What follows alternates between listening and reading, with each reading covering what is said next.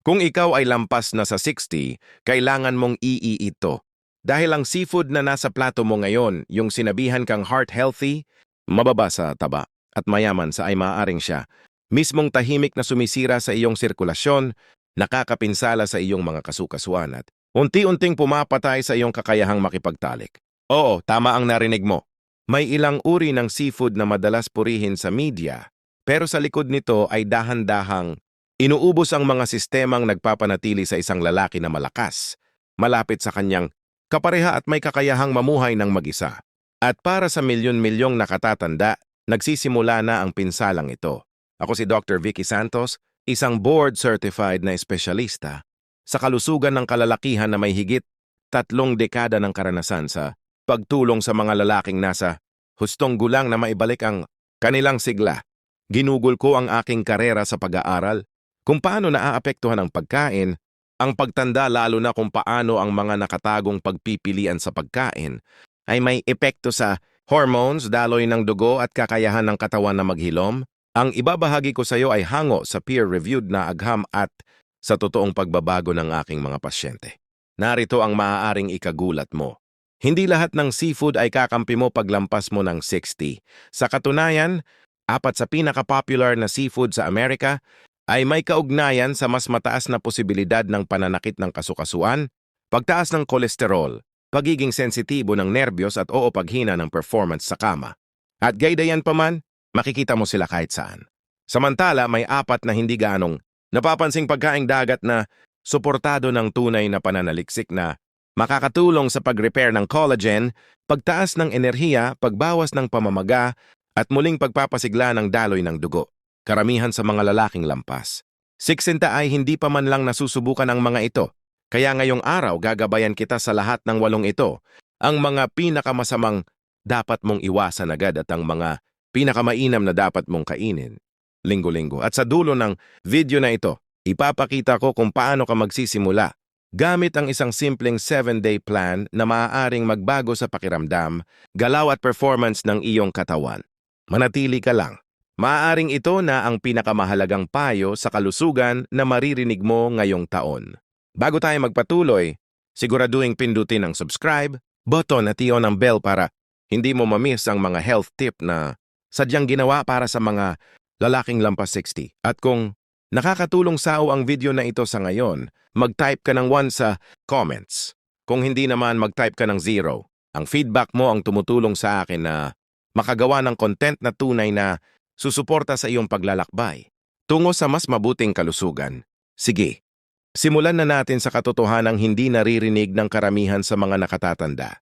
Ang 4 na pinakamasamang seafood na dapat mong iwasan paglampas ng 60. Maaaring mukhang malinis ang mga ito, pamilyar ang lasa at madalas pang makita sa mga menu na heart healthy. Pero sa loob ng iyong katawan nagtitrigger sila ng pamamaga, nagpapataas ng kolesterol, nagpapahirap sa iyong kidneys at tahimik na nagpapahina sa iyong sirkulasyon. Kung nakaranas ka ng pananakit ng kasukasuan, pagkapagod, problema sa pagtunaw ng pagkain o paghina ng intimacy, maaaring bahagi ng problema ang mga karaniwang seafood na ito. Isa-isahin natin sila. Una, pusit, ang cholesterol bomb na nagtatago sa iyong dieta. Hayaan mong ibahagi ko ang kwento ng isa kong pasyente kamakailan. Si George, 637 taong gulang, retiradong Navy. Ipinagmamalaki ang kanyang dieta at aktibong pamumuhay.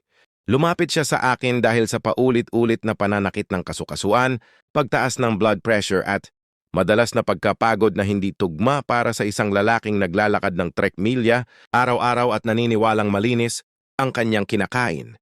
Nang suriin namin ng mabuti ang kanyang dieta, may isang bagay na kapansin-pansin. Kumakain siya ng pusit 2 hanggang 3 beses sa isang linggo. Inihaw, pinirito, nasa salad, halos lahat ng paraan. Akala niya ay matalino at lean na pagpipilian yon. Pero ang hindi niya alam at hindi rin alam ng karamihan sa mga nakatatanda ay ang pusit ay tahimik na kumakalaban. Sa iyo kapag lampas ka na sa 60, sa unang tingin, mukhang healthy ang pusit. Mababa ito sa taba, mataas sa at madalas makita sa mga menu na may label na magaan o heart-friendly. Pero narito ang hindi mo nakikita. Sa bawat 3 oz ng lutong pusit, may halos 200 mg ng kolesterol. Yan ay mahigit 65% ng inirerekomendang araw ang intake sa isang maliit na serving pa lamang. At paglampas mo ng 60, hindi na kayang i-manage ng katawan mo ang cholesterol tulad ng dati. Bumagal ang iyong atay. Nababawasan ang flexibility ng iyong mga ugat. At ang sobrang cholesterol ay hindi na basta dumadaan lang. Yan ay naiipon. Unti-unti itong bumabara sa mga daluyan ng dugo, lalo na sa maliliit na ugat na napakahalaga sa sirkulasyon. Kabilang na ang mga bahagi ng katawan kung saan napakahalaga ng maayos na daloy ng dugo. Pero hindi lang cholesterol ang problema. Mataas din sa purines ang pusit, mga compound na binabago ng katawan mo bilang uric acid. At kung naranasan mo na ang matinding sakit sa hindalaki sa paa, tuhod o bukong-bukong, alam mo kung gaano kasakit ang dulot nito. Ang gout ay hindi lang dahil sa alak o pulang karne. Sa katunayan, ang mga seafood tulad ng pusit ay ilan sa pinakamalalaking nakatagong dahilan nito. Paglampas mo ng 60, mas pinaghihirapan na ng iyong kidneys ang kanilang trabaho. At kapag ang uric acid ay mas mabilis na naiipon kaysa sa kakayahan ng katawan mong ilabas ito, nagsisimula itong mag-crystallize sa iyong mga kasukasuan na nagdudulot ng pamamaga, matinding sakit at limitadong paggalaw. Nagsisimula itong bumuo ng matutulis na kristal sa iyong mga kasukasuan. Ang pananakit ng tuhod ni George ay hindi dahil sa itigil niya ito. Ang pagbabago ay parang gabi at araw ang pagitan. May matibay na ebidensya rin ang agham dito. Isang pag-aaral noong 2021 na inilatala sa journal na Nutrients ang nagsabi na ang mga matatandang may mataas na kolesterol sa kanilang pagkain ay 43% na mas malamang na magkaroon ng paninigas ng mga ugat at may 31% na mas mataas na panganib ng mga cardiovascular events tulad ng atake sa puso o stroke. Isa pang pag-aaral sa Journal of Gerontology ang nagpakita na ang mga senior na kumakain ng seafood na mataas sa purine ng higit sa 2 beses kada linggo ay may 54% na mas mataas na pang-anib ng chronic joint inflammation sa loob ng 2 taon. Hindi ito haka-haka. Ito ay konkretong datos. Ang problema sa pusit ay nagtatago ito sa harap mo. Hindi ito mukhang mamantika. Hindi ito maalat sa panlasa. Pero sa loob ng katawan mo, kumikilos ito na parang mabagal na lason. Pinapaliit ang mga daluyan ng dugo. Pinapalala ang pamamaga. At unti-unting naghahanda ng kondisyon para sa pananakit ng kasukasuan, pagkapagod at paghina ng kakayahan sa pagtatalik. Kaya kung ikaw ay lampas 60 at madalas gumigising na naninigas, ang katawan na mamaga o pakiramdam mo ay may kakaiba. Maaring hindi lang ito dahil sa edad, maaring dahil ito sa seafood na kinakain mo. Nang baguhin ni George ang kanyang dieta sa loob lamang ng ilang linggo ay mas bata, mas magaan at mas masigla ang kanyang pakiramdam kaysa sa nakalipas na maraming taon. Ngayon kung sa tingin mo ay nakakagulat na iyon, maghintay ka hanggang marinig mo ang susunod. Mukha itong alimango, lasa nitong alimango at amoy dagat pa. Pero hindi talaga ito alimango. At ang ginagawa nito sa iyong blood sugar at utak ay maaring ikagulat mo. Pag-usapan natin ang imitation crab. Ikalawa, imitation crab. Isang peking pagkain na may tunay na epekto. Hindi ko makakalimutan ang usapan namin ni Bill, isang 72 taong gulang na dating electrician mula sa Michigan, na pumunta sa akin na puno ng frustration at kalituhan. Doc, sabi niya, binawasan ko na ang pulang karne. Hindi ako umiinom ng soda at mas kumakain pa nga ako ng seafood lalo na alimango. Pero mas sumasama ang pakiramdam ko. Tumataas ang blood sugar ko. Inaantok ako pagkatapos kumain ng tanghalian at namamaga ang aking mga bukong-bukong pagsapit ng gabi.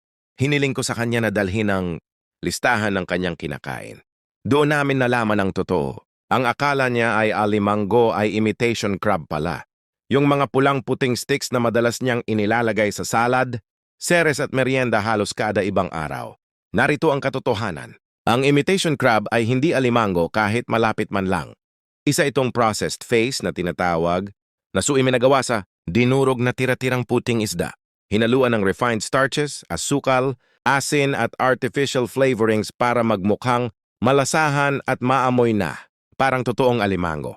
At kahit mukhang harmless ito, lalo na sa mga nakatatandang gustong kumain ng mas magaan o nagtitipid, ang imitation crab ay isa sa pinakamapanganib na bitag para sa mga lampas. 60, ganito kung bakit. Una, ang starches sa imitation. Crab karaniwang galing sa trigo o tapioca ay napakabilis. Matunaw sa katawan na nagdudulot ng biglaang pagtaas ng blood sugar halos kapareho ng epekto ng pagkain ng puting tinapay. Isang pag-aaral noong 2020 sa Clinical Nutrition ang nagpakita na ang surimi, Based ay nagdudulot ng mabilis na glycemic response na nagpapataas ng husto sa insulin levels. Isa itong seryosong problema para sa mga senior, lalo na sa mga may pre-diabetes or insulin resistance, mga kondisyong karaniwan na pagkatapos ng edad na 60. Sa kaso ni Bill, ipinaliwanag nito kung bakit siya inaantok sa tanghali. Nagkakaroon ng brain fog at patuloy na tumataas ang timbang sa tiyan na hindi niya maalis-alis. Pero hindi lang asukal ang problema. Ang imitation crab ay puno rin ng sodium. Umaabot ng higit 700 mg bawat serving at hindi pa kasama dito ang toyo o iba pang pampalasa. Para sa isang nakatatanda, ang ganitong dami ng asin ay naglalagay ng matinding pressure sa mga kidneys na tumatanda na at sa mga ugat na unti-unting tumitigas. Maaari itong magdulot ng fluid retention, pagtaas ng blood pressure at maging sanhi ng pagkahilo o pamamaga lalo na sa ibabang bahagi ng mga binti. Nang alisin ito ni Bill sa kanyang routine at lumipat sa tunay at hindi processed na seafood, bumaba ang kanyang blood pressure ng halos 10 puntos sa loob lamang ng ilang linggo. At ang pakiramdam na parang malabo ang isip na wala. Mas nakababahala pa ay kung ano ang wala sa imitation crab. Halos wala itong omega-3 fatty acids, walang zinc, walang selenium, wala sa mahahalagang nutrients na ibinibigay ng tunay na shellfish para suportahan ang kalusugan ng utak, circulation at immune system. Isa itang pagkain na nagpapanggap na kapakipakinabang pero iniiwan ang katawan mo na walang nakukuhang tunay na sustansya. And para sa mga lalaking lampas 60, kung kailan bawat subo ay mahalaga, ito ay isang tahimik na panganib na hindi dapat balwalain. Kaya kung nalinlang ka ng packaging o ng presyo, hindi ka nag-iisa. Umaasa ang seafood industry sa imitation products dahil mura itong gawin at madaling ibenta. Pero ang katawan mo ay karapat-dapat sa mas mabuti. Sa tunay na nutrisyon na magpapalakas sa iyong puso, magpapasigla sa iyong isip at susuporta sa iyong performance, kung saan ito pinakamahalaga. Ngayon, kung nabigla ka sa bahaging iyon, maghanda ka dahil ang susunod na seafood sa listahang ito ay mas tuso pa. Pinupuri ito dahil sa pagiging malinis, malambot at madalas ihain sa mga high-end na restaurant. Pero may tinatagong nakalalasong metal na tahimik na umaatake sa iyong kidneys. Pag-usapan natin ang scallops. Ikatlo, scallops, ang mukhang malinis na shellfish na may tinatagong mabibigat na metal. Ilang taon na ang nakalipas. May pasyente ako na nagngangalang Harold, 74 taong gulang, matalas, paang-isip at mahilig sa fine dining. May lingguhan silang tradisyon ng kanyang asawa. Tuwing Biyernes ng gabi ay kumakain sila sa paborito nilang seafood restaurant at palagi niyang ino-order ang seared scallops. Sila ay malinis, healthy at magaan, sabi niya sa akin. Pero sa paglipas ng panahon, nagsimulang makaranas si Harold ng mga kakaibang sintomas, pagkapagod na hindi nawawala, pagtaas ng blood pressure at higit sa lahat mga pagbabago sa kanyang kidney function. Nagpa-test kami. Walang diabetes, walang impeksyon, pero may hindi talaga tugma. Nang masusing suriin namin ang kanyang dieta, doon ko nakita ang pattern. Scallops, linggo-linggo. Karaniwan hindi naman nakakaalarma ang scallops para sa kalamihan. Hindi ito piniprito, hindi breaded at kadalasang inihahahain na may kaunting lemon at herbs lang. Pero para sa mga nakatatanda, lalo na sa lampas 60, maaaring may nakatagong panganib ang scallops. Ang cadmium, isang nakalalasong heavy metal na naiipon sa shellfish, lalo na sa mga filter feeders tulad ng scallops. Hindi tulad ng mga contaminant sa tubig na pabago-bago, ang cadmium ay sinisipsip at naiipon mismo sa laman ng scallop. At kapag kinain mo ito, pumapasok ito sa iyong katawan at hindi madaling lumabas. Isang pag-aaral noong 2022 na inilatala sa Toxicology Reports, ang nagsiwalat na ilang servings lang ng scallops kada linggo ay maaaring maghatid ng sapat na cadmium upang mailapit ang isang nakatatanda sa lingguhang safety threshold ng World Health Organization. Hindi yun maliit na bagay. Tahimik na iipon ang cadmium at ang mga kidneys mo. Ang mismong mga organ na mas pinaghihirapan na habang tumatanda ka ang unang naaapektuhan. Sa paglipas ng panahon, ang exposure sa heavy metal na ito ay maaaring magdulot ng pagkawala ng protina sa ihay, tuloy-tuloy na pagkapagod at unti-unting paghina ng enerhiya at stamina na kadalasang inaakala ng mga senior na normal na bahagi lang ng pagtanda. Pero hindi doon nagtatapos ang panganib. Maaring iniisip mong nakukuha mo ang benepisyo ng seafood para sa utak at puso. Pero ang scallops ay halos walang omega-3 fatty acids na kailangan ng katawan mo. Sa isang 100 gradang scallops, mas mababa sa 30 ml ng pinagsamang EPA at DHA. Ang mga pangunahing fatty acids na nagpoprotekta sa utak, nagpapababa ng pamamaga at nagpapaganda ng sirkulasyon. Para maikumpara ang oysters, isa sa mga seafood na ibabahagi ko sa iyo mamaya ay may higit sa 500 mg sa parehong dami. Napakalaking diferensya nito. Kaya hindi lang nagdadala ng heavy metals ang scallop sa iyong sistema. Inaalisan ka rin nito ng mahahalagang nutrients na inaakala mong nakukuha mo. At ang pinakamasama, dahan-dahan ang pinsala. Walang malinaw na babala pagkapagod lang, unti-unting pagtaas ng pressure at kalusugan ng kidneys. Natahimik na bumababa sa likod ng lahat. Sa oras na maramdaman mo ito, nagsimula na ang pinsala. Nang hilingin ko kay Harold na alisin ang scallop sa kaniyang lingguhang routine at palitan, ito ng mas malinis at masustansyang opsyon, kapansin-pansin ang pagbabago sa kaniyang mga resulta sa laboratorio. Bumalik ang kanyang enerhiya, naging stable ang kanyang blood pressure at, higit sa lahat, tumigil ang paglala ng kanyang kidney function. Pero kung sa tingin mo ay masama na ang cadmium, maghintay ka hanggang marinig mo ang susunod. Ito ang pinaka-popular na seafood sa Amerika at puno ito ng cholesterol, mahirap tunawin na protina, residue ng antibiotics at maliliit na shell fragments na nagpapalala ng pamamaga sa iyong bituka. At gayon pa man, ibinebenta ito sa mga nakatatanda bilang magaan at healthy. Pag-usapan natin ang hipon. Ika-4 hipon ang tahimik na sumisira sa kalusugan ng kalalakihan. Hindi pa nagtatagal na kausap ko ang isang lalaki na nagngangalang Carl, 68 taong gulang, biyudo, dating marine at ipinagmamalaki ang kanyang disiplina.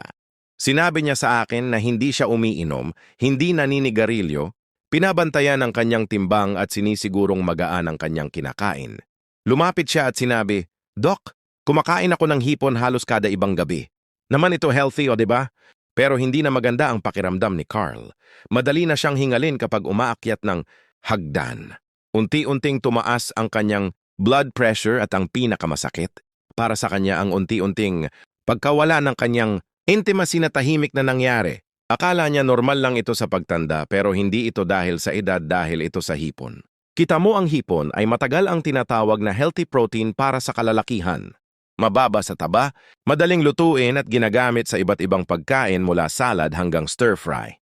Pero ang alam ng karamihan lalo na ng mga lalaking lampas 60 ay may kapalit. Ito na direktang nakakaapekto sa daloy ng dugo sa puso at oo sa iyong performance. Sa bawat 3 ounce ng hipon halos isang maliit na dakot may humigit kumulang 180 ml ng cholesterol. Maaaring hindi ito mukhang malaki pero kung lampas ka na sa 6 malaking bagay ito. Hindi na kasing flexible ang iyong mga ugat. Mas mabagal ng magproseso ng taba ang iyong atay. At kapag patuloy mong dinaragdagan ng high cholesterol na pagkain tulad ng hipon, napupuno ang sistema mo hanggang sa lumampas ito sa limitasyon.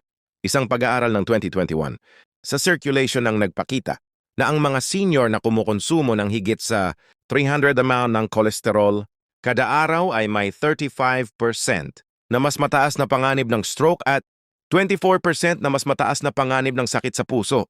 Hindi ito haka-haka. Ito ay totoo. Pero ang cholesterol ay simula pa lamang.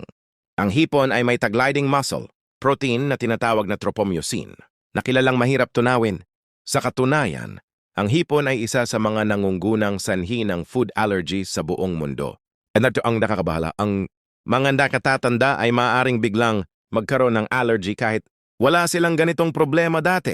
Habang nagiging sensitibo at hindi na ganon ka-predictable ang iyong immune system.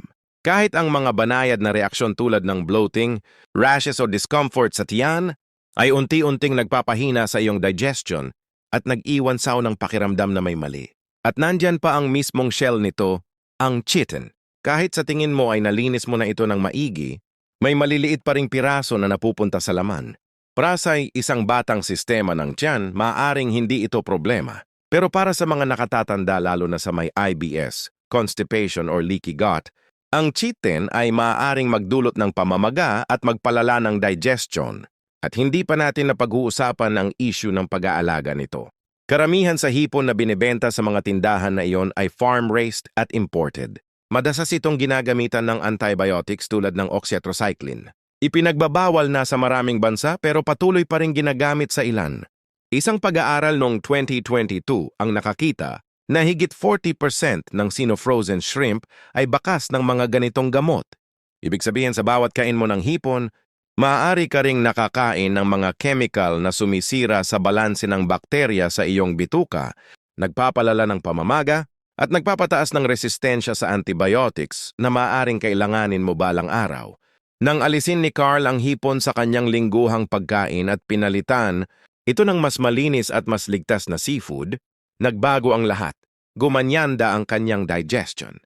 Naging mas maayos ang kanyang blood pressure at unti-unti, bumalik ang kanyang kumpiyansa sa sarili lalo na sa aspeto ng intimacy. Kaya kung ang hipon ay palaging bahagi ng iyong hapagkainan, maaaring panahon na para magpaalam dito. Dahil ang pinsalang dulot nito sa iyong mga ugat, sa iyong bituka at sa iyong hormones ay malayo sa pagiging harmless. Pero narito ang magandang balita. Ang dagat ay hindi lang nagbibigay ng panganib. Nagbibigay din ito ng mga kakampi. May 4 na uri ng seafood na madalas hindi napapansin, pero suportado ng agam na makakatulong sa muling pagbuo ng sirkulasyon, pagbawas ng pananakit ng kasukasuan, pagbabalik ng enerhiya at pagsuporta sa uri ng performance na akala mo ay tuluyan ng nawala. Ipakilala ko sa iyo ang mga ito. Una, si cucumber. Ang mayaman sa collagen na tagapagpagaling. Ilang taglamig nang nakalipas. May pasyente ako na si Leonard, 66 taong gulang na tiradong. Postal worker na dati ay kayang maglakad ng milya-milya noon, kabataan niya. Pero ngayon, ang simpleng pagtayo mula sa upuan ay may kasamang sakit. Masakit ang kanyang tuhod at naninigas ang kanyang mga pulso. Sinabi niya sa akin, pakiramdam ko parang natutuyo ako mula sa loob. Tumimo sa akin ang linyang iyon dahil yun mismo ang nangyayari habang tayo ay tumatanda. Unti-unti nating nawawala ang collagen. Tahimik, tuloy-tuloy at kapag nawala ang structural glue na ito, nagkikiskisan ng mga kasukasuan, numinipis ang balat at humihina ang katawan. Doon ko ipinakilala kay Leonard ang isang bagay na hindi pa niya naririnig, ang cucumber. Hindi ito karaniwang pangalan sa pagkainan, pero sa loob ng maraming siglo, pinahahalagahan na ito sa tradisyonal na medisina sa Asya bilang lunas sa sakit, paninigas at mabagal na recovery. At yun ipinapakita na rin ng modernong agham kung bakit. Ang sea cucumber ay napakayaman sa mga compound na hinahanap ng tumatandang katawan tulad ng chondroitin sulfate at mga natatanging anti-inflammatory molecules na tinatawag na triterpene, glycosides. At ang mga ito ay tumutulong sa pagpapakain ng cartilage, pagbawas ng pamamaga at pagpapagaan ng paninigas ng walang mabibigat na side effects na dulot ng mga over-the-counter na gamot sa sakit. Sa isang kamakailang pag-aaral na inilatala sa International Journal of Molecular Sciences, ang mga senior na uminom ng cucumber extract araw-araw sa loob ng 12 linggo ay nakaranas ng hanggang 30.5% na pagbawas ng pananakit ng kasukasuan at makabuluhang pagbuti ng kanilang mobility. Hindi lang ito numero, ito ay kakayahang makalakad muli ng walang takot sa sakit. At may higit pa. Ang sea cucumber ay likas na mataas sa marine collagen. Isang uri ng protina na madaling maabsorb ng katawan. Hindi tulad ng mga powdered supplements na kadalasang dumadaan lang sa sistema. Ang collagen sa sea cucumber ay may kasamang amino acids at minerals na tunay na tumutulong sa muling pagbuo ng katawan. Dahan-dahan nagsimula si Leonard. Isang maliit na serving, minsan or 2 beses sa isang linggo, niluluto sa isang banayad na sabaw. Pagkalipas ng 1 buwan, bumalik siya sa akin na nakanghiti. Hindi ko napakiramdam na unti-unti akong nasisira. Sabi niya, parang may naglagay ng langis sa mga bisagra ko. Ganon dapat ang pakiramdam ng paggaling. Hindi biglaan, hindi dramatiko, kundi tuloy-tuloy, natural at totoo. Ang pinakagusto ko sa sea cucumber ay hindi nito sinusubukang gawin ng lahat. Nakatuon ito kung saan mo talaga kailangan sa mga kasukasuan, sa balat at sa mas malalim na connective tissues na humahawak sa buong katawan. Para sa mga lalaking nasa edad na, lalo na sa mga nakakaramdam na tila sumusuko na ang kanilang tuhod, balikat o likod, nagbibigay ito ng tahimik na lakas. Ang uri ng lakas na nabubuo mula sa loob sa bawat subo. At kahit hindi ito pamilyar para sa marami, naniniwala ako na ang cucumber ay isa sa pinaka-underrated na paraan para manatiling aktibo, malakas at independent kahit sa mga susunod pang taon. Pero paano kung mas hihigit pa rito? Paano kung may isang pagkaing dagat na hindi lang nagpapabawas ng sakit, kundi hinaharang pa ang mismong enzyme na sanhi ng pamamaga. Meron at matatagpuan ito sa isang natatanging lugar sa mundo. Ipakilala ko sao ang makapangyarihang